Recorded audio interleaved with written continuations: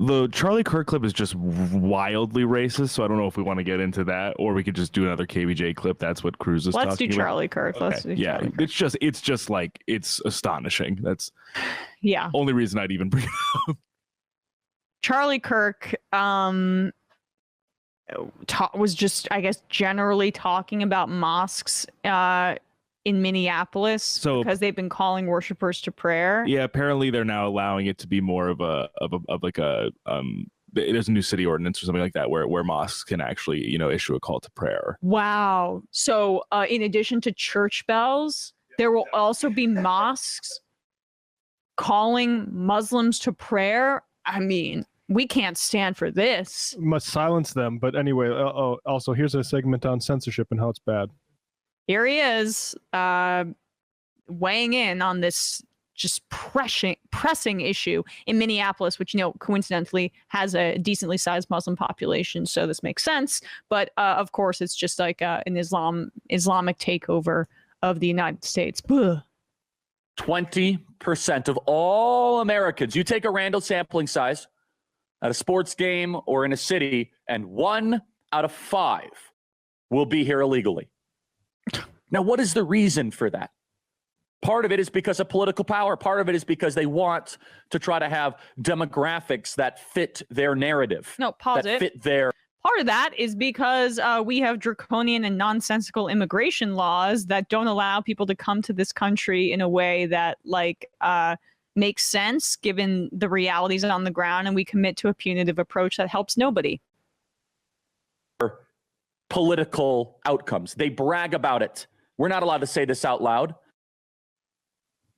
When we say it out loud, we get called all these terrible names that we're engaging in replacement theory. I don't even know what that is.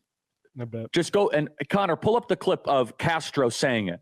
Pull up the clip of the Democrat operative saying it. Can you pause They it say too? that just I'm a matter. I know I'm pausing a bunch with this, but like when Tucker does this all the time too with Great Replacement or with white supremacy. What even is that? I don't even know what that is. That they know exactly what they're doing when they say that. They don't denounce it. They claim ignorance despite working in politics and political media. Yeah. Because like the white supremacists, they've been trained for years to look for signals with conservative thinkers and media personalities and politicians to show like a sly wink and a nod of sympathy to white supremacy, and that's what Charlie Kirk did. It's suspend the judgment that you think is probably appropriate for this sort of discussion, and allow me to persuade you towards white nationalism. They say that just a matter of time, because of the open southern border, Texas will become a blue state and the country will be permanently transformed. But it's beyond that. They're not just trying to transform the politics, they're trying to change the type of thing that we are. Change or replace, the type of thing. Right? They want you to get used to living amongst foreigners. Now, immigrants can be a wonderful benefit to a society. But when it's too much, now is too much. When you have in Minneapolis, the city council now allowing the call to prayer to be issued 4 times a day in Minneapolis, you got to ask yourself the question and say, was that in the vision of the founding fathers to try to stay consistent with self-government and liberty and values and virtue? I'm all for religious expression and freedom, but is that consistent with the values of Minnesota to make it Mogadishu? I don't think so. Make it Mogadishu. So when you have unrestrained immigration, both legal and illegal, the thing that we are starts to change. Change or get replaced by those immigrants, right? Welcome to Candace. Yeah. Yeah, dude. So that's another. So when he said the vision of the founding fathers, this is why invoking the founding fathers as a rhetorical device is not a useful exercise, because mythologizing them, it serves reactionary right wingers who already want us to like return to a certain vision of society. And then, if you have like an amorphous vision of what the founding fathers wanted, it's going to trend towards whiteness, and it's going to trend towards like the the colonists and the capitalists that founded this country, right? Like that would be their vision. And so right-wingers use that to extrapolate and exclude certain people from our society.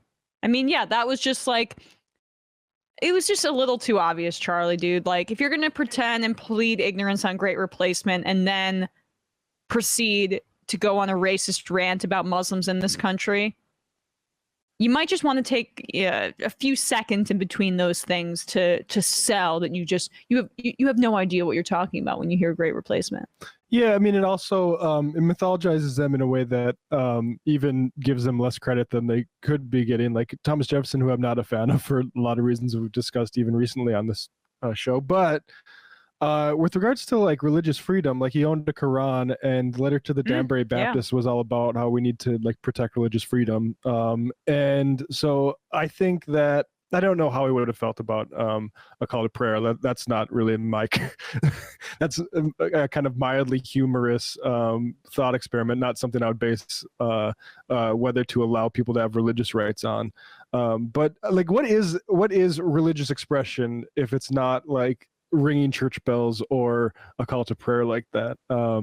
And I also just want to say, this is why I, unlike some people on the left, don't dismiss the amount of like sort of far right white supremacist sort of stuff churning around there.